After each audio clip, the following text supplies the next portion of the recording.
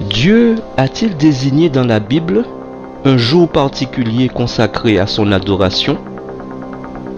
Serait-ce le dimanche, le samedi, le sabbat ou n'importe lequel des jours de la semaine?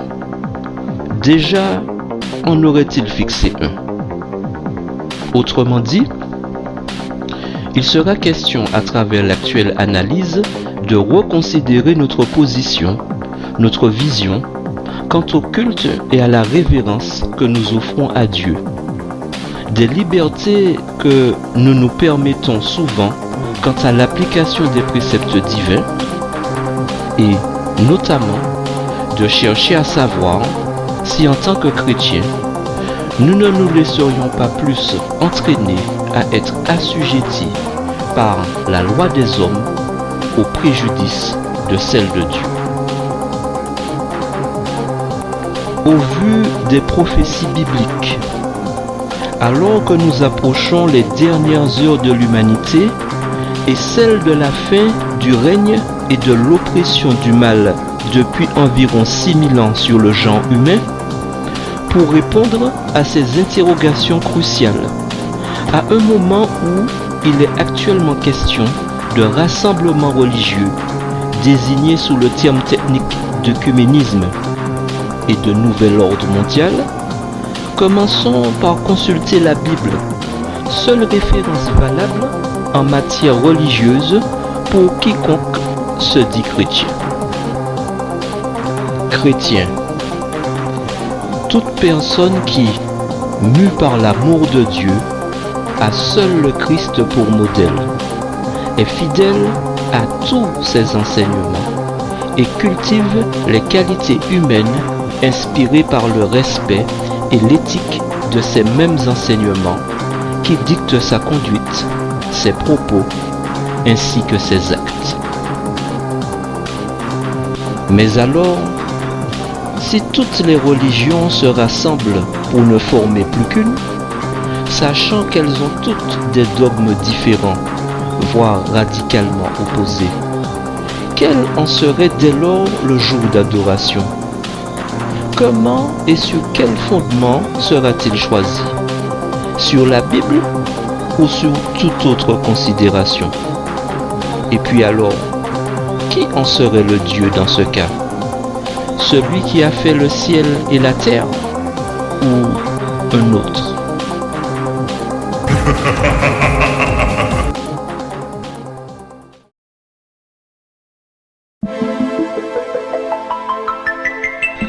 Voici pour commencer ce qu'indique Dieu dans sa parole quant aux moments spécifiques ainsi qu'aux instructions relatives à son adoration.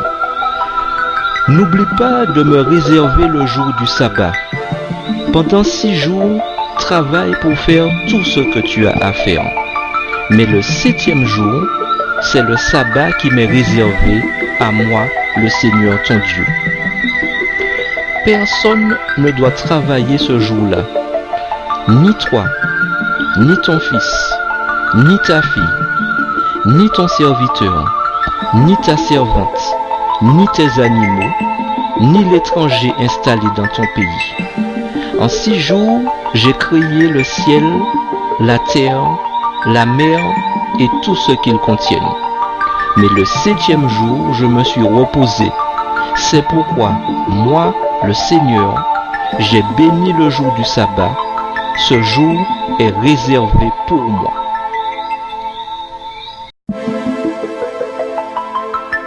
Si tu retiens ton pied pendant le sabbat pour ne pas faire ta volonté en mon saint jour, si tu fais du sabbat tes délices pour sanctifier l'Éternel en le glorifiant, et si tu l'honores en ne suivant pas tes voies, en ne te livrant pas à tes penchants et à de vains discours, alors tu mettras ton plaisir en l'Éternel, et je te ferai monter sur les hauteurs du pays.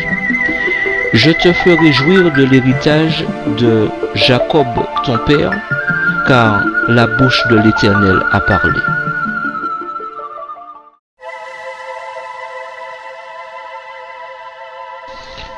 À qui s'adressent donc ces paroles selon vous?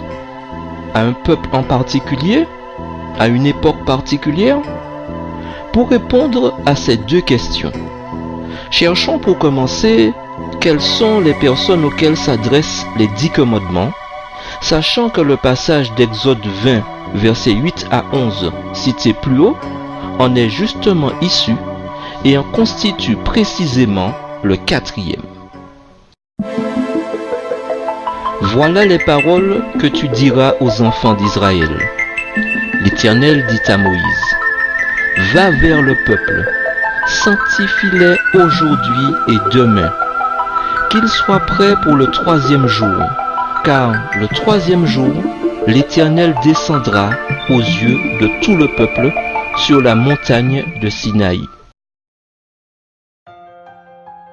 Et dans la suite du récit, sur le mont Sinaï, appelé aussi mont Horeb, c'est donc Dieu lui-même qui remettra plus tard à Moïse les 10 commandements adressés au peuple d'Israël, gravés de ses doigts dans la pierre, pour bien en signifier non seulement leur caractère intemporel, mais aussi et surtout leur caractère injonctif.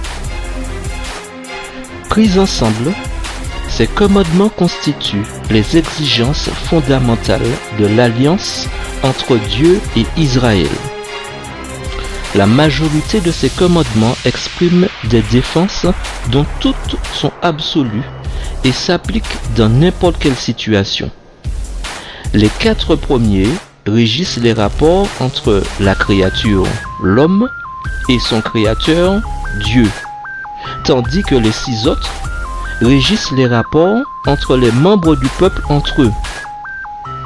La violation donc de n'importe lequel de ces commandements équivaut à briser l'alliance, menaçant ainsi l'intégrité de la communauté fondée sur ce contrat. En outre, puisque dans ce même passage d'Exode 20, versets 8 à 11, Dieu invite son peuple à ne pas oublier de lui réserver le jour du sabbat ou à se souvenir du jour du repos, c'est simplement et surtout parce que le jour du repos, aussi appelé jour du sabbat, existait déjà bien avant le peuple d'Israël. En effet, dès le commencement du monde, Dieu marqua le temps par 6 jours de création dans Genèse 1, versets 2 à 31, suivi d'un jour de repos, désigné en tant que 7e jour, qu'il bénit et sanctifia selon Genèse 2, versets 1 à 3. Notons cependant que lors de ce 7e jour, à ce moment précis du récit de Genèse 2, il n'y avait que Dieu, Adam et Ève, et qu'il n'y avait pas encore de péché. Ainsi, par voie de conséquence, il n'y avait ni peuple, et donc ni Israélites, ni Juifs, ni Français, ni Américains, ni bouddhistes, ni catholiques, ni évangéliques, ni témoins de Jéhovah, et ni adventistes non plus. Nous pouvons alors conclure et comprendre que le 7e jour de repos s'adresse avant tout à toute la création, et par extension à toute l'humanité, et pas seulement à un peuple en particulier. Et toujours dans ce sens, lisons un peu plus loin ce qui suit. L'Éternel parla à Moïse et dit: Parle aux enfants d'Israël et dis-leur: Vous ne manquerez pas d'observer mes sabbats, car ce sera entre moi et vous, et parmi vos descendants, un signe auquel on connaîtra que je suis l'Éternel qui vous sanctifie. On travaillera 6 jours, mais le 7e jour est le sabbat, le jour du repos consacré à l'Éternel. Les enfants d'Israël observeront le sabbat en le célébrant, eux et leurs descendants, comme une alliance perpétuelle. Ce sera entre moi et les enfants d'Israël un signe qui devra durer à perpétuité. Car en 6 jours, l'Éternel a fait les cieux et la terre, et le 7e jour, il a cessé son œuvre et s'est reposé.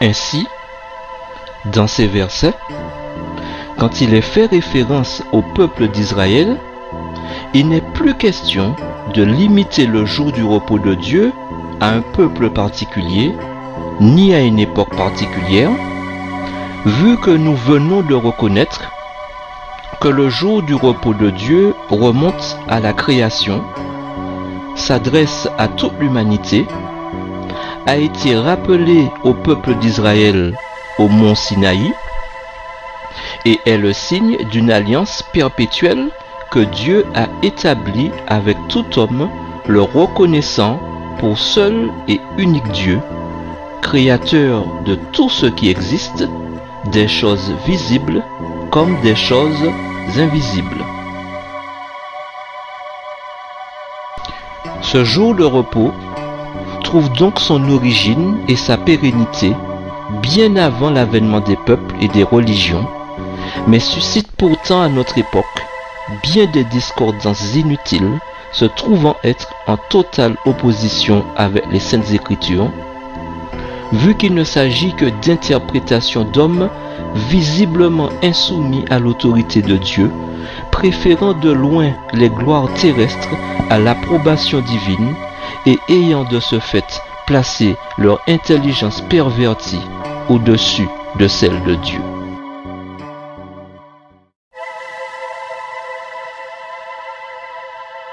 De ce fait, évoquer une appartenance nationale ou même une époque relative à tel ou tel autre événement faisant référence aux 10 commandements de Dieu reviendrait à chercher des voies de sortie pour tenter de se soustraire à la volonté et à l'autorité de Dieu.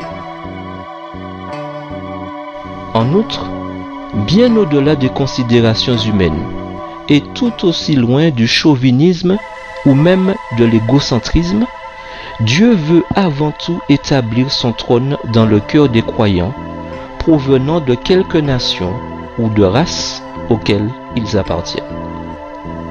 C'est pourquoi, loin d'encourager ses disciples avant nous dans leurs aspirations nationalistes, il saisit l'occasion pour élargir leur horizon jusqu'aux extrémités de l'humanité entière par l'intermédiaire de l'injonction qui suit. Vous serez mes témoins à Jérusalem, dans toute la Judée et dans la Samarie et jusqu'aux extrémités de la terre. De plus, considérant le caractère particulier de cette alliance originelle entre lui et sa création, Dieu invite l'homme à la perpétuer parmi ses descendants, voulant faire de cette alliance un signe de reconnaissance entre lui et son peuple qui devra durer éternellement. Tous les versets référencés ci-dessus ont prouvé l'importance d'observer le sabbat, jour de repos de Dieu qu'il a lui-même désigné comme tel. Par ailleurs, ils soulignent tous non seulement sa pérennité, mais aussi son inviolabilité.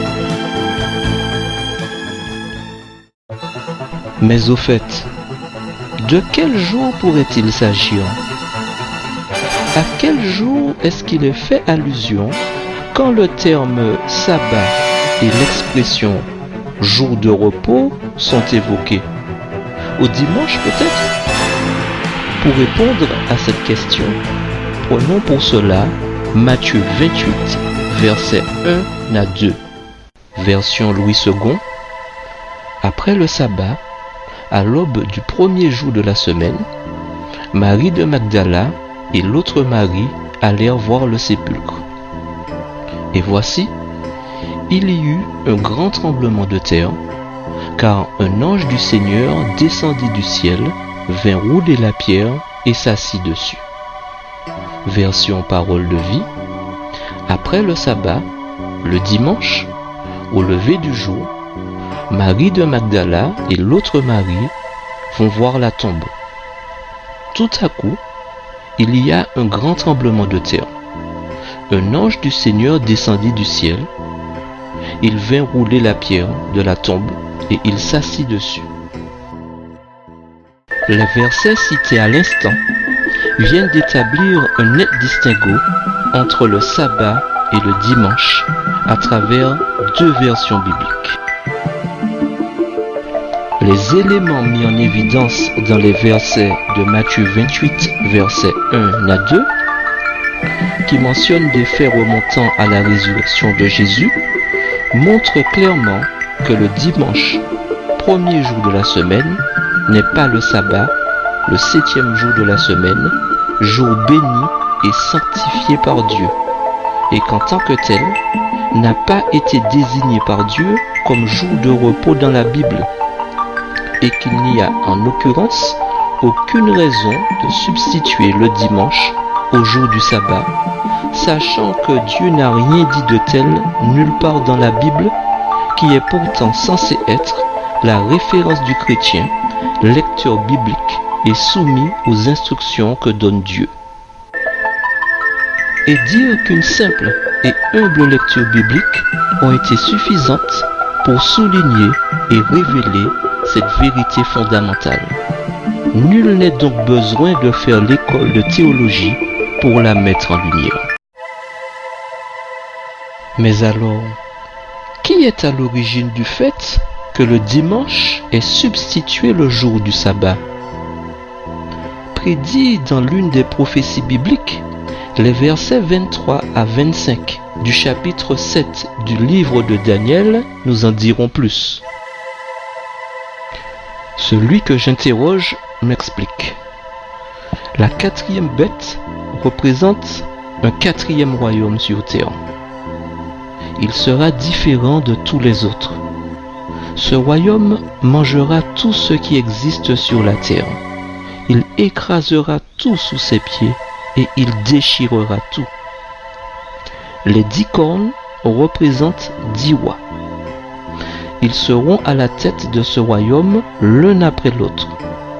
Un 11e roi, différent des autres, prendra le pouvoir et il renversera 3 rois. Il parlera contre le Dieu très haut et il fera souffrir le peuple qui lui appartient. Il aura l'intention de changer les jours des fêtes et la loi du peuple de Dieu.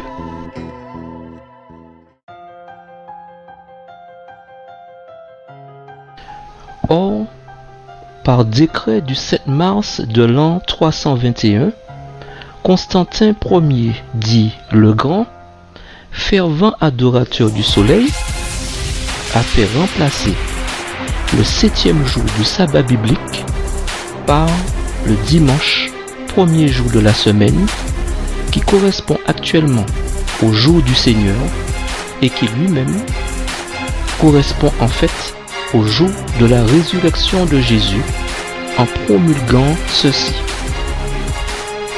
Au jour vénérable du soleil, que les magistrats et les habitants se reposent et que tous les ateliers soient fermés.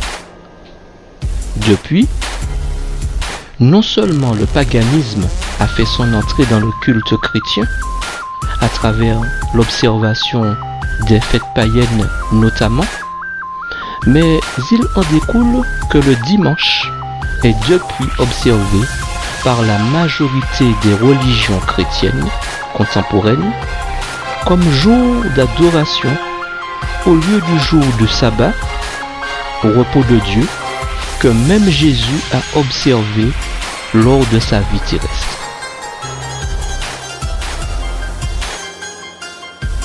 Voici depuis quelques-unes des déclarations les plus entendues par les adhérents au culte dominical qui, ignorant leur histoire ainsi que ce décret et donc l'origine de ce culte, bafouent le sabbat de Dieu en s'appuyant sur des interprétations aussi particulières que superficielles et donc inutiles de certains versets bibliques, alors que la lecture ainsi que la compréhension en sont aisées.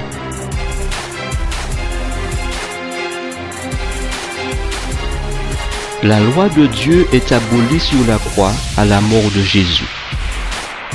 Jésus a tout accompli. Il n'est donc plus nécessaire d'observer le sabbat.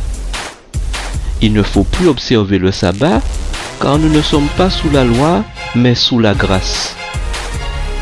À ces déclarations erronées, afin de mettre un terme une bonne fois à toutes ces polémiques, par l'écriture seule, au moyen de la Bible, laissons Jésus-Christ lui-même répondre aux partisans du culte dominical. Ne vous imaginez pas que je sois venu pour abolir ce qui est écrit dans la loi ou les prophètes. Je ne suis pas venu pour abolir, mais pour accomplir. Oui, vraiment, je vous l'assure.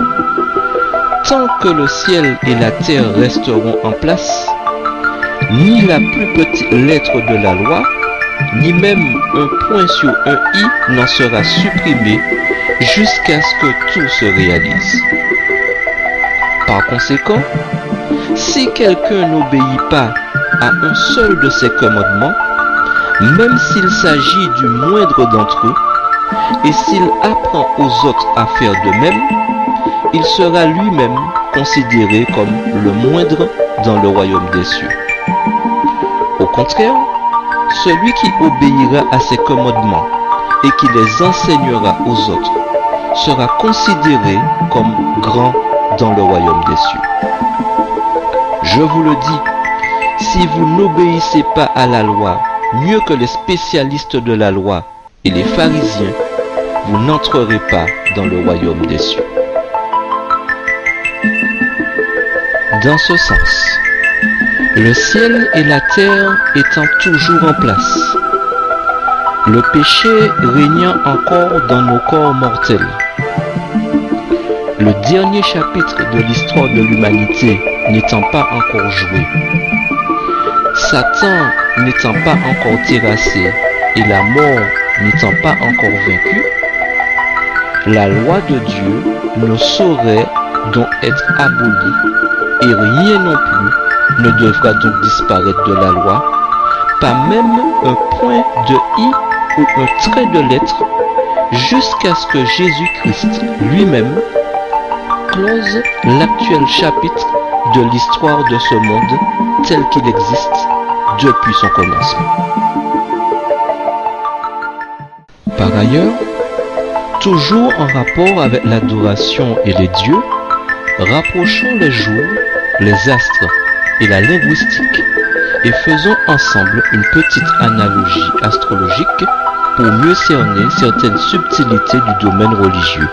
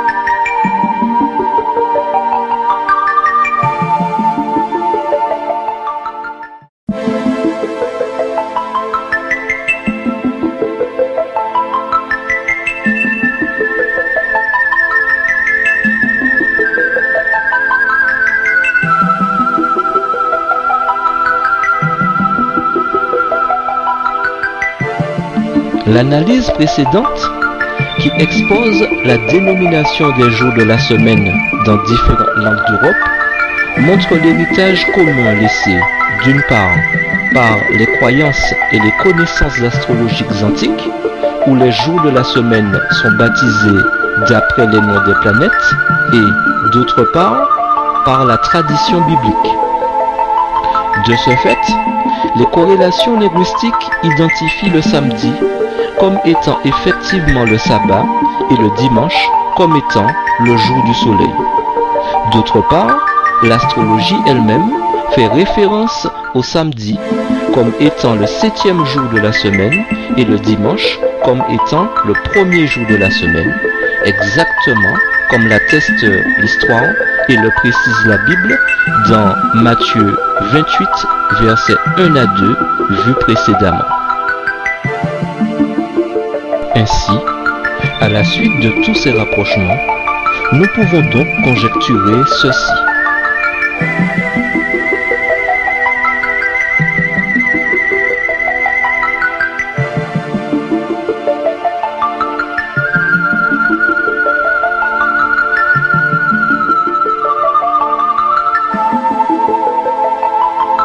Voilà d'ailleurs quelques preuves flagrantes en images qui établissent le lien indéniable entre le culte dominical et celui du soleil, en passant par celui d'idole à l'effigie de l'enfant Jésus ou de Marie, considérée par certains, à injuste titre d'ailleurs, comme étant la reine du ciel.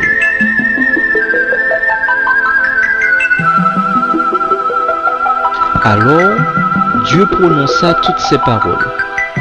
Je suis l'Éternel ton Dieu qui t'ai fait sortir d'Égypte, du pays où tu étais esclave. Tu n'auras pas d'autre Dieu que moi. Tu ne te feras pas d'idole, ni de représentation quelconque de ce qui se trouve en haut dans le ciel, ici-bas sur la terre, ou dans les eaux plus bas que la terre. Tu ne te prosterneras pas devant de telles idoles, et tu ne leur rendras pas de culte. Car moi, l'Éternel, ton Dieu, je suis un Dieu qui ne tolère aucun rival. Je punis les fils pour la faute de leur père jusqu'à la 3e, voire la 4e génération de ceux qui me haïssent. Mais j'agis avec amour jusqu'à la 1000e génération envers ceux qui m'aiment et qui obéissent à mes commandements.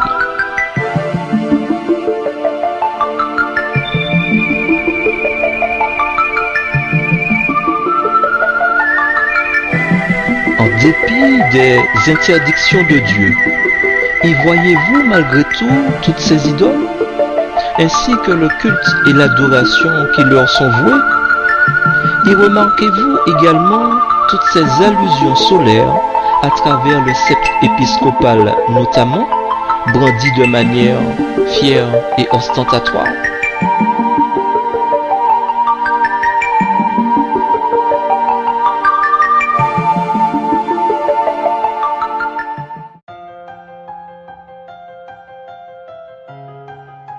Rendre un culte à Dieu le premier jour de la semaine, reconnu comme étant le dimanche, connu aussi sous l'appellation du jour du Seigneur, ou un tout autre jour de la semaine, autre que celui désigné par Dieu, consiste non seulement à lui tenir tête, mais surtout à lui désobéir. De plus, le culte dominical, ne reposant sur aucun fondement biblique, mais seulement sur la volonté d'homme, n'obéit non plus à aucun commandement biblique, ni à aucune instruction donnée par Dieu dans les Saintes Écritures. Par ailleurs, le dimanche ou Sunday ou jour du soleil, qui n'est qu'un jour partiellement ouvré, vu que les commerces fonctionnent quand même, et non chômés, ne saurait correspondre au sabbat dont il est question dans la Bible, où d'ailleurs toute corvée et toute activité salariale sont prohibées.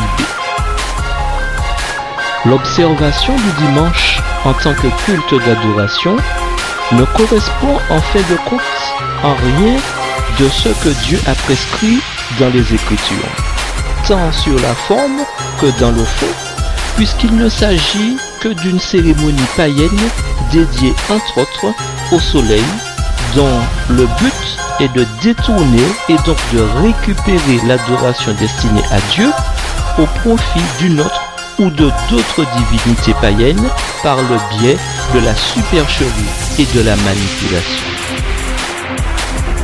En outre, malgré elle, toutes les religions professant le christianisme et qui ont pour jour d'adoration le dimanche s'enjoignent donc au système catholique dans un culte qui, bien qu'apparemment destiné à Dieu, en est tout autre.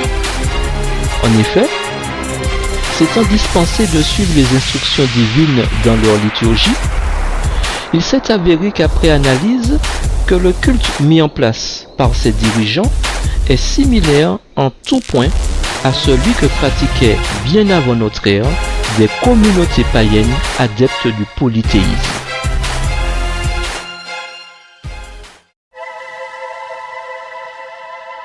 Et un second ange suivit en disant : elle est tombée, Babylone la grande, qui a abreuvé toutes les nations du vin de la fureur de son impudicité. C'est avec elle que les rois de la terre se sont livrés à l'impudicité, et c'est du vin de son impudicité que les habitants de la terre se sont enivrés. Et je vis une femme assise sur une bête écarlate, pleine de noms de blasphème, ayant 7 têtes et 10 cornes. Cette femme était vêtue de pourpre et d'écarlate, et parée d'or, de pierres précieuses et de perles. Elle tenait dans sa main une coupe d'or, remplie d'abominations et des impuretés de sa prostitution. Sur son front était écrit un nom, un mystère, Babylone la grande, la mère des impudiques et des abominations de la terre. Et je vis cette femme ivre du sang des saints et du sang des témoins de Jésus.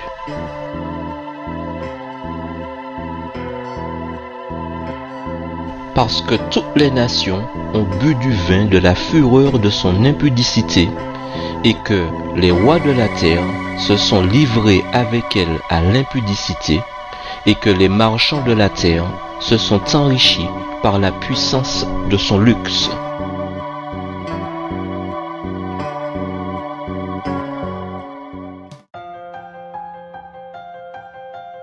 Trois anges pour un jugement qui marquera la fin définitive du mal et de la corruption. Cette bonne nouvelle, appelée aussi Évangile éternel, liée à l'annonce de la grâce offerte à tous, donne aussi l'occasion d'adresser un appel aux incroyants pour qu'ils cessent leur idolâtrie, se repentent de leurs péchés et se convertissent avant la fin du temps de grâce imparti à cet effet.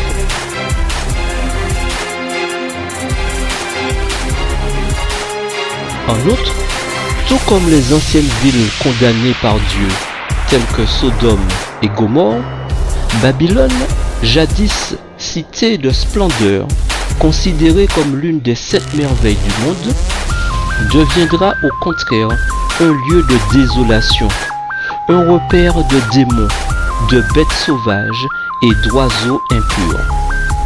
Le péché de cette cité sans Dieu est en effet ainsi rappelé pour insister sur la justice de sa condamnation. La femme du même nom, assise sur la bête écarlate, affublée du titre de prostituée, subira fatalement, elle aussi, une sanction proportionnelle à la mesure de sa débauche, tant morale que spirituelle. Mais qui sont donc cette fameuse prostituée et cette bête écarlate?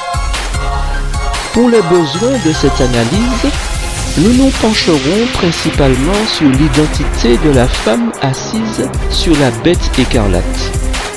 Toutefois, nous ne nous attarderons guère sur celle de cette bête dont nous ne minimiserons pas le rôle pour autant.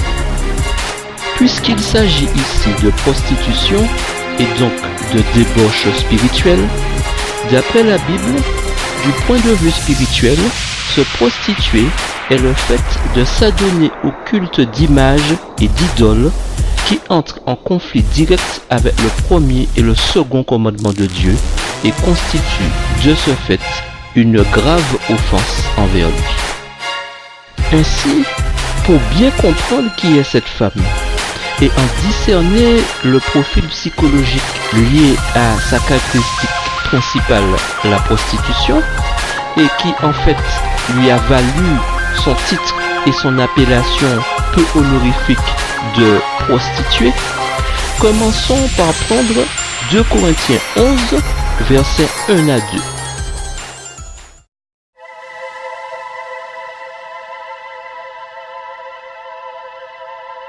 Je vous ai fiancé à un seul époux pour vous présenter à Christ comme une vierge pure. Car le mari est le chef de la femme, comme le Christ est le chef de l'Église, qui est son corps et dont il est le sauveur. Or, de même que l'Église est soumise à Christ, les femmes aussi doivent l'être à leur mari en toutes choses.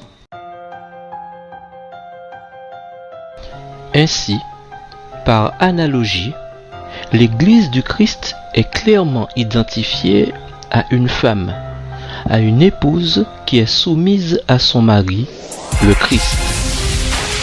Et dans Apocalypse 12, versets 1 à 5, nous lisons que la femme, qui représente en fait l'ancien Israël, l'Église au désert, aussi évoquée dans Acte 7, verset 38, a été utilisée par Dieu pour enfanter le Messie, un fils qui doit paître toutes les nations avec une verge de fer. Plus loin, le verset 6 du chapitre 12 évoque le récit de cette même femme qui s'enfuit dans le désert où elle avait un lieu préparé par Dieu. Le verset suivant nous révèle de manière indéniable, en fin de compte, que cette femme dont il est question dans le chapitre 12 du livre de l'Apocalypse représente en fait la véritable Église de Dieu, protégée par Dieu contre la colère et les assauts de Satan. En revanche, lorsque nous arrivons à la femme d'Apocalypse 17, il devient manifeste, en laissant la Bible interpréter ses propres symboles, que la femme qui est décrite comme étant une prostituée est en fait une église elle aussi. En conséquence, cette église assise sur une bête écarlate est véritablement une prostituée spirituelle. Elle s'est prostituée avec les chefs et avec les rois de ce monde. Les habitants de la terre sont devenus spirituellement ivres de ces faux enseignements. Elle est l'église mère ayant donné naissance à des prostituées spirituelles. Et comme cela est indiqué plus loin, elle porte un mystère faisant référence au culte des anciennes religions païennes qui l'ont précédée.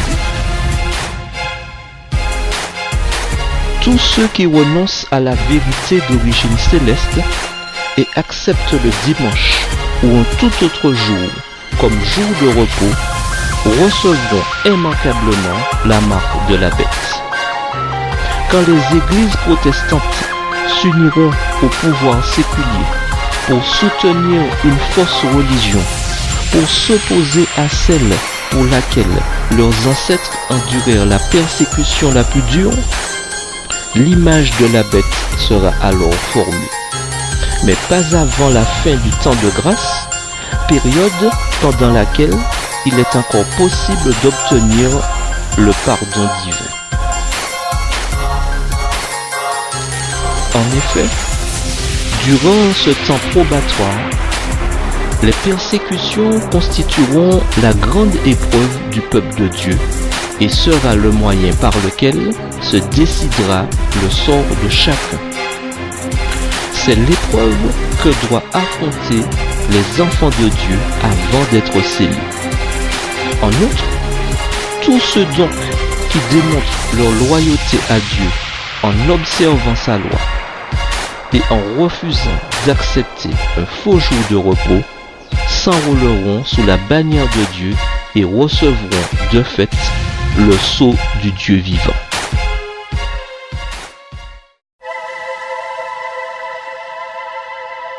Ne savez-vous pas qu'il est dit que celui qui s'unit à la prostituée est un seul corps avec elle? En effet, il est dit, les deux ne feront qu'un. Ainsi, toute personne se détournant des commandements de Dieu pour suivre une voie étrangère à celle que Dieu a lui-même indiquée dans les Écritures, en pratiquant un faux culte par le biais d'un faux jour de repos qu'il n'a jamais initié, en suivant tout ou presque des dogmes d'une autorité religieuse apostate, donc prostituée, se trouve être également dans la prostitution spirituelle. Se conformer à de telles influences, poursuivre par ignorance ou par endoctrinement religieux de telles pratiques ne font pas pour autant du pratiquant un chrétien comme il est coutume de le penser, mais seulement un religieux ou un idolâtre. En effet, la participation par adhésion au même culte, le même faux jour de repos, même à quelques variantes près, inspiré d'une institution religieuse qui foule aux pieds les commandements de Dieu pour honorer aujourd'hui des divinités païennes appartenant au passé, ne saurait en aucun cas attirer la faveur divine sur le pratiquant, mais plutôt sa malédiction.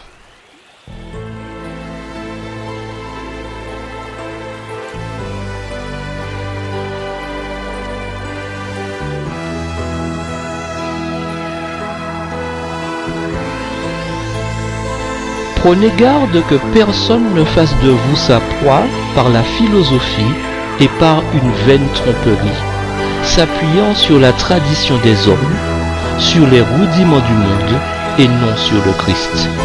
Car en lui habite corporellement toute la plénitude de la divinité. Vous avez tout pleinement en lui, qui est le chef de toute domination et de toute autorité. Jésus lui répondit, « Si quelqu'un m'aime, il gardera ma parole, et mon Père l'aimera. Nous viendrons à lui, et nous ferons notre demeure chez lui. »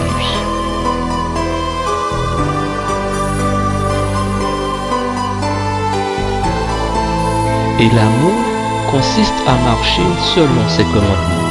C'est là le commandement dans lequel vous devez marcher, comme vous l'avez appris dès le commencement.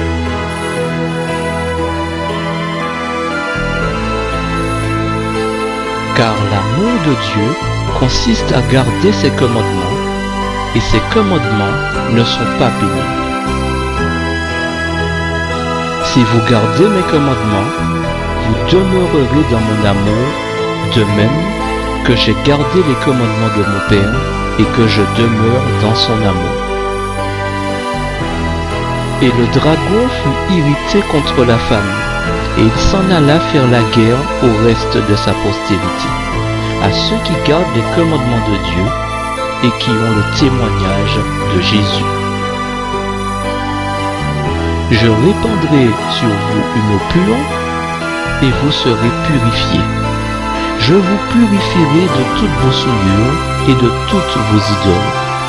Je vous donnerai un cœur nouveau, et je mettrai en vous un esprit nouveau. J'ôterai de votre corps le cœur de pierre, et je vous donnerai un cœur de chair. Je mettrai mon esprit en vous, et je ferai en sorte que vous suiviez mes ordonnances et que vous observiez et pratiquiez mes lois.